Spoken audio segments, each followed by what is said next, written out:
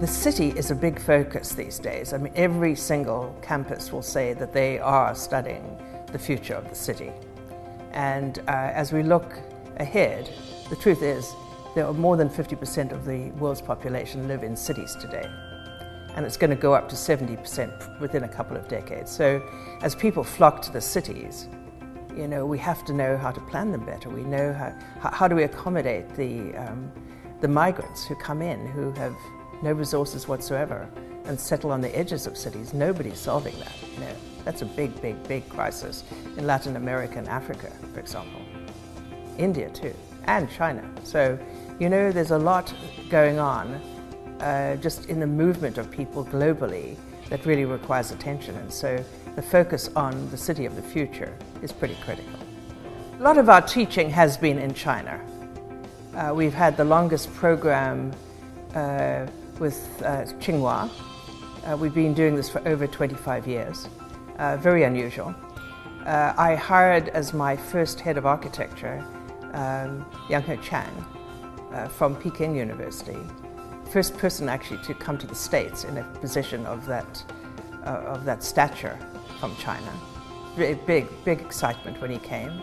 And as a result of him, we started what we called the UrbLab China.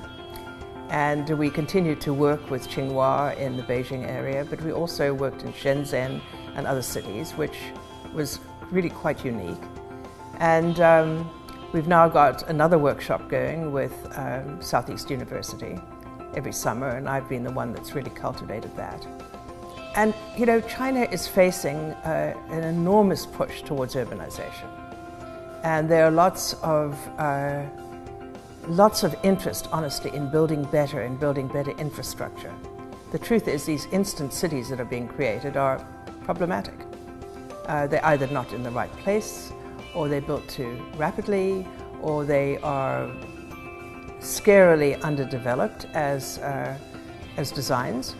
And so a lot of developers have been quite interested in trying to make a better housing stock, build better environments, you know, and they come to us to talk about it.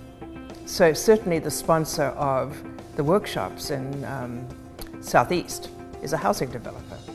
And each year we've taken a problem that he's been very interested in trying to solve. So the first one year actually that I really masterminded the workshop, he was very concerned about the use of land. You know, they build these mid-rise slabs, but the ground doesn't belong to anybody. So the real question was, could we conceive of environments that had the same density where the land was used in a way more productive way for recreation, for gardening, for, you know, strolling and walking, for play and so on. And so, you know, that was the thrust on that one. Others are very interested in iTech parks. So we're now building an iTech park for the brother of this developer who happens to be building office parks but not housing. So there are a lot of them out there who really want to know, you know, what's the new thinking? You know, is there something about the new IT that is being invented here that somehow can be embedded? You know, how can we think of better ways of designing infrastructure? Because, you know, these are very expensive investments, so they have to be right. They should last 100 years, for example. You know. For the last 4 years, I've been teaching what we call a workshop, which is a 2.5-week mini studio, if you will, in China at Southeast University. And it's always been a housing problem. And the sponsor of that actually is a client of mine, who I'm actually doing some buildings for. But we take on housing problems of a scale. An interesting problem this year, for example, is the whole idea of how do you combine the rural and the urban.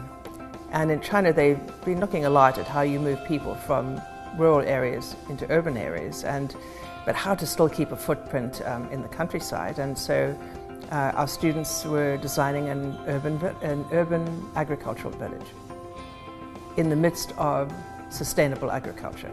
Very interesting, where people could actually buy properties and have houses in the middle of an agricultural culture.